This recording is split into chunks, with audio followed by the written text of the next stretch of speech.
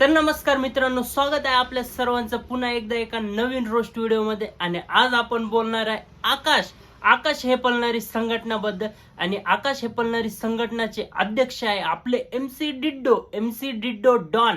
तुझ्या घरात नाही घेऊ म्हणे एलसीडी, घेऊ तुझी जागीरदारी, तुझी बाईगिरी, तुझ्या बोच खाली ठेव, इकडे आला तर खाशील मार. आपरची पोरं गुन्हेगार घेत येड झावा पान्ना अरे एमसी डिड्डो भाई, लोकांना तो ऐकून ही अपेक्षा नाही का तू रॅप मध्ये शिव्या द्यावा. लोकांना तो ऐकून फक्त एकच अपेक्षा आहे का तू रॅपिंग हे करिअर सोडून द्यावं. रॅपिंग तू सोडून द्यावा डायरेक्ट. युट्यूब वरती तुम्ही खूप सारे पॉडकास्ट बघितले असाल ज्यांच्यामध्ये क्रिकेटर, नेते, पॉलिटिशियन, परत ऍक्टर, ऍक्ट्रेस, सायंटिस्ट, चांगले लोक येते आणि त्यांची काहीतरी व्यक्त करते, त्यांची कहाणी सांगते. म्हणजे त्यांच्याकडून काहीतरी शिकण्याजोगं राहतं, काहीतरी अभ्यास करण्याजोगं राहतो. आणि या काळ्या मगरमच्छला हे 2 वर्ष जेलमध्ये राहून येले, येरवाडा जेलमध्ये 2 वर्ष मर्डर मध्ये गेला होता. याच्याकडून काय शिकण्याजोगं आहे? लहान पोरं तुमचा पॉडकास्ट पाहतील तेव्हा काय शिकते? ज्यावेळेस आपण जिल्हा जातो, एंट्री होती आपली. एंट्री झाल्याच्या नंतर सांगतो, एंट्री जेव्हा झाली ना आपल्याला ताटपाट भेटते. ताटपाट म्हणजे काय? चादर. एमसी डिड्डोने एक मर्डर केला होता, त्याच्यामुळे त्याला जेल झाली आणि त्याच्यामुळे तो 2 वर्ष येरवंडा जेलमध्ये राहिला होता.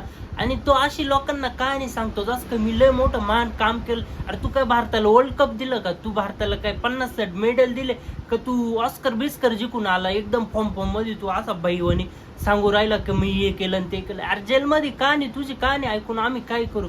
तू जेलमध्ये काय अशी काय भारतासाठी कप आणले का? 5-6 कप आणले का? मेडल आणले? लय मोठं काम केलं का तू?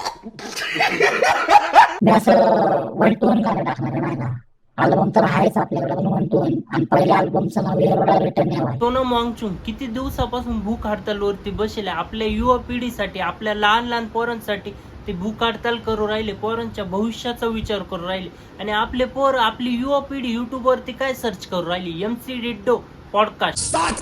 प्रेम प्रेम प्रेम काय असते बाबा? हे प्रेम प्रेम प्रेम प्रेम काय नसते दादा. याला नेऊन सोडा रे बाई जेलमध्ये. याला जेलमध्ये नेऊन सोडा. जेल याच्यासाठी मंदिर आहे, जेल याच्यासाठी घर आहे. याला खरंच नेऊन सोडा जेलमध्ये. तसं पण हा बाहेर राहून काहीच करणार नाही. हा रॅपो रॅप लिहित जाईल आणि लोकांच्या कानातून रक्त काढीत जाईल.